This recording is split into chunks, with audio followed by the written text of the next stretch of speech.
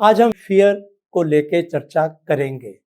Fear एक ऐसी चीज है जो हम सभी समय समय पर महसूस करते हैं, चाहे वो नौकरी खोने का डर हो, असफलता का डर हो या अनजाने का डर। ये भावनाएं हमें हमेशा आगे बढ़ने से रोक सकती हैं। लेकिन सच्चाई ये है कि फियर हमारे जीवन का एक हिस्सा है, अभिन्न अंग है। सही तरीकों से इसे हम हटा सकते हैं अपनी जिंदगी से।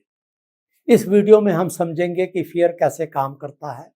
एक आसान सी कहानी के जरिए भी हम इसको समझने की कोशिश करेंगे और जानेंगे कुछ असरदार तरीके जिससे आप डर को हरा सकते हैं, खासकर तब जब जीवन में अनिश्चितता अर्थात अनसर्टेनिटी और अनप्रिडिक्टेबिलिटी हो। फियर क्या है? फियर एक प्राकृतिक प्रक्रिया है जो हमें किसी भी खतरे से बचाती है। जैसे अगर कोई सांप देखें तो हमारा डर हमें पीछे हटने को कहता है, लेकिन कई बार डर तब भी आता है जब कोई असली खतरा नहीं होता, जैसे पब्लिक में बोलने का डर या कुछ नया करने का डर। ये डर हमारे विकास को, ग्रोथ को रोक सकता है।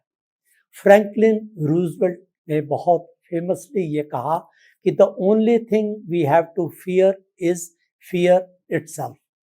हमें यह याद दिलाता है कि अक्सर डर का डर असली डर से भी बड़ा होता है। आपको एक छोटी सी कहानी बताएंगे, प्रिंसेस और डेमन की कहानी। बहुत समय पहले की बात है। एक छोटी सी प्रिंसेस एक शांत राज्य में रहती थी, लेकिन एक दिन एक भयानक डेमन उसके किले में आ जाता है।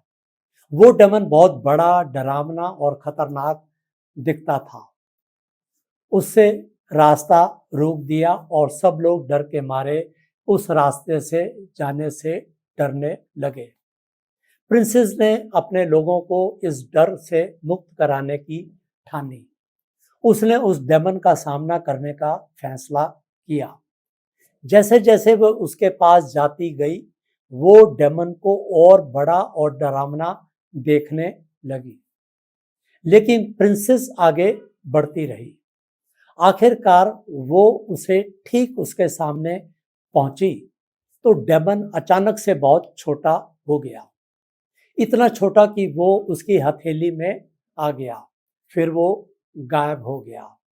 इस कहानी से हम ये सीख सकते हैं कि ज्यादा डर से हम बचते हैं, परंतु जैसे जैसे आप डर का सामना करेंगे, डर के नजदीक जाएंगे, डर गायब होने लग जाएगा, अपनी ताकत को वो खो देगा।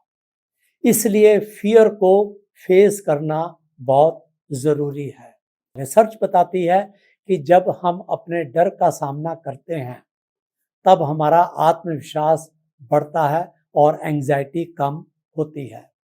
2015 में बिहेवियर रिसर्च एंड थेरेपी में एक स्टडी प्रकाशित हुई जिसमें कहा गया कि जो लोग छोटे छोटे कदम लेके अपने डर का सामना करते हैं वो समय के साथ अपनी एंजाइटी को बेहतर ढंग से संभाल पाते हैं। फियर को डराने की पावरफुल स्ट्रैटेजी में सबसे पहला है डर को पहचानें। ये पहला कदम है, डर को हम समझें और उसका नाम दें। क्या ये असफलता का डर है, रिजेक्शन का डर है? इसको आप डायरी में लिखें। इससे आप डर को बेहतर समझ पाएंगे और उसका असर कम होगा। छोटे छोटे कदम आप लें। आपको अपने डर का सामना एक ही बार में नहीं करना, छोटे छोटे कदम उठाते हुए डर का सामना आपको करना है। अगर आप पब्लिक में बोलने से डरते हैं तब आप छोटे से ग्रुप के अंदर आप उनके सामने बात करें, उनके सामने आप बोलें।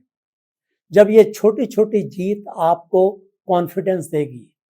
गहरी सांस लें और शांत रहें। दिल तेज धड़कने लगता है जब हम एंजाइटी में होते हैं, हाथ पसीने भीग जाते हैं।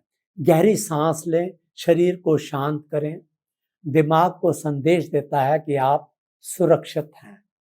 4 सेकंड तक आप गहरी सांस लें, 4 सेकंड तक गहरी सांस को आप रोकें और फिर 4 सेकंड में आप धीरे-धीरे सांस को छोड़ें। सक्सेस को विजुलाइज करें। अपने डर का सामना करते हुए खुद को सफल होते हुए कल्पना करें। जैसे आप इंटरव्यू से डरते हैं तो खुद में आत्मविश्वास के साथ इंटरव्यू देते हुए आप इसको महसूस करें। इससे आपका दिमाग सहज महसूस करता है। सपोर्ट लें आप और लोगों की। अपने डर के बारे में किसी भरोसेमंद इंसान से आप बात करें। अपनी भावना साझा करने से मन हल्का होता है। दोस्त, परिवार या काउंसलर आपकी मदद कर सकते हैं। अपनी पुरानी सफलताओं को याद करें। उस समय को याद करें जब आप डर के बावजूद सफल हुए थे। इससे आपको याद दिलाने में मदद मिलेगी कि आप पहले भी बहादुरी दिखा चुके हैं, डर का सामना कर चुके हैं। इससे निष्कर्ष ये निकलता है कि डर स्वाभाविक है, लेकिन उसे हमारी जिंदगी को कंट्रोल नहीं करने देना चाहिए। प्रिंसेस की तरह आप भी अपने डेमन का सामना कर सकते हैं, उसको कमजोर बना सकते हैं। डर को पहचान कर, छोटे कदम लेकर, गहरी सांस लेके और लोगों की सपोर्ट पाकर आप अनिश्चितता को हरा सकते हैं और आत्मविश्वास के साथ आगे आप बढ़ सकते हैं। मार्क ट्वेन की एक प्रसिद्ध कहावत है कि courage is resistance to fear, mastery of fear, not absence of fear. आपको बहादुर बनने के लिए डर से मुक्त होने की जरूरत नहीं है, बस हर एक दिन एक कदम आप आगे बढ़ाते रहें। यदि ये आपको वीडियो पसंद आया है तो आप चैनल को सब्सक्राइब करें। धन्यवाद।